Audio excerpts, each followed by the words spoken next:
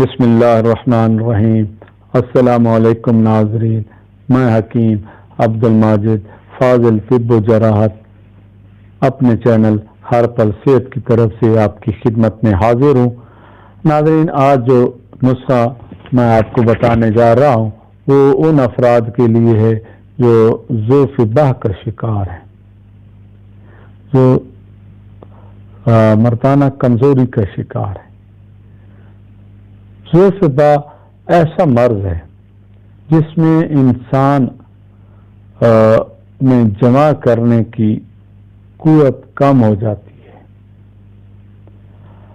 ہفتوں نہیں بلکہ مہینوں اس کا دل جمع کرنے کو نہیں چاہتا، جس کی وجہ سے یہ مرض میاں بیوی میں جھگڑے کا باعث بھی بن جاتا ہے، اور اگر اس کا وقت پر علاج نہ کیا جائے تو آگے چل کر مرد حضرات کے لیے بہت ہی مسائل پیدا ہو جاتے ہیں، لہذا ضروری ہے کہ اس کا مکمل علاج کیا جائے۔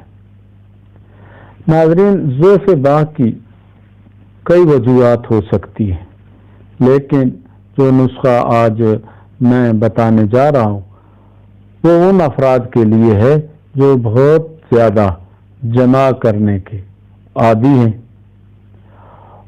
جس کی وجہ سے ان میں ضعف بہ پیدا ہو گیا۔ ایک ہوتا ہے اپنا کیا کہتے ہیں اس کو، ضعف بہ ہوتا ہے، اور ایک ہوتا ہے قوت بہ۔ یہ دونوں الفاظ ایک دوسرے کے متضاد ہیں۔ ضعف بہ جو ہوتا ہے وہ زیادہ جمع کرنے والے لوگ عادی ہوتے ہیں، ان میں ضعف بہ پیدا ہو جاتا ہے۔ اب وہ پریشان ہوتے ہیں کہ کہاں سے پہلی جیسی طاقت حاصل کریں، کہاں سے کون سا نسخہ استعمال کریں کہ پہلے جیسے مزہ دوبارہ سے شروع ہو جائے۔ تو ناظرین، یہ نسخہ جو میں بتاؤں گا وہ مرد حضرات کے لیے کمال کا نسخہ ہے۔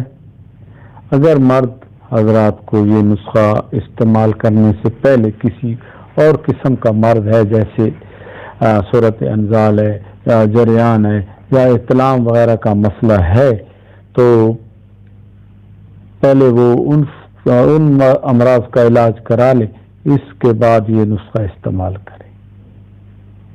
اس کے بعد یہ نسخہ استعمال کرے، انشاءاللہ کھوئی ہوئی طاقت دوبارہ لوٹ آئے گی، اور آپ میں پھر سے وہی جوش اور جذبہ پیدا ہو جائے گا۔ اس کے علاوہ ناظرین، یہ نسخہ ممسک بھی ہے، مغلظ بھی ہے، اور مولد منی بھی ہے۔ آپ اس نسخے کی اوصاف دیکھیں تو بہت ہی کمال کا نسخہ ہے۔ اب ناظرین چلتے ہیں اپنے نسخہ کی جانب۔ آپ نسخہ کے اجزاء نوٹ فرما لیں۔ ستاور 1 تولہ، اکرکرا 1 تولہ، تخم کونچ 1 تولہ، تخم ریحان 8 تولہ، کند سیاہ یعنی پرانا گڑ 9 تولہ۔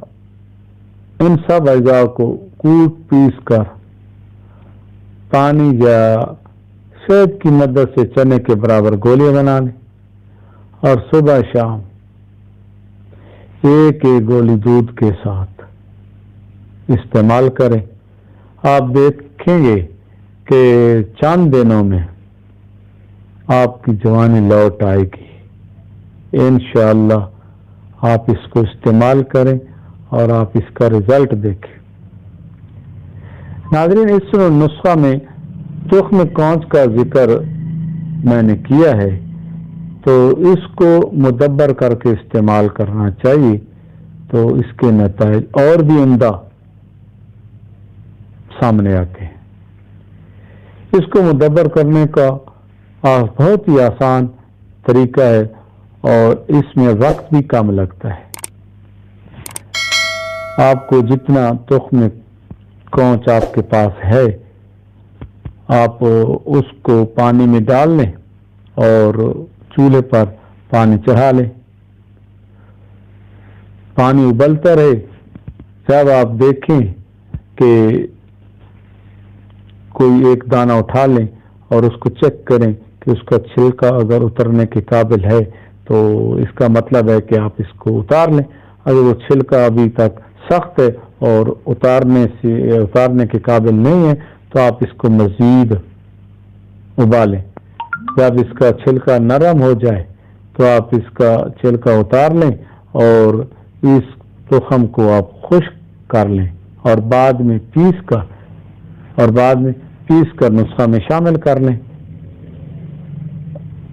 جن نسخوں میں بھی تخم کونچ مدبر لکھا ہوا ہوتا ہے وہ اسی طریقے سے ہی مدبر کیا جاتا ہے۔ یہ آسان اور بہت ہی کم وقت میں مدبر ہو جاتا ہے تخم کونچ اس طریقے سے۔ ناظرین، امید کرتا ہوں کہ یہ ویڈیو آپ کو اچھی لگی ہوگی۔ آپ یہ نسخہ بنائیں اور مجھے دعاؤں میں یاد رکھیں۔ آخر میں ناظرین، آپ سے چھوٹی سی گزارش کہ آپ میرے چینل ہر پل صحت کو سبسکرائب کر دیں اور میری ویڈیو کو لائک اور شیئر بھی کر دیں۔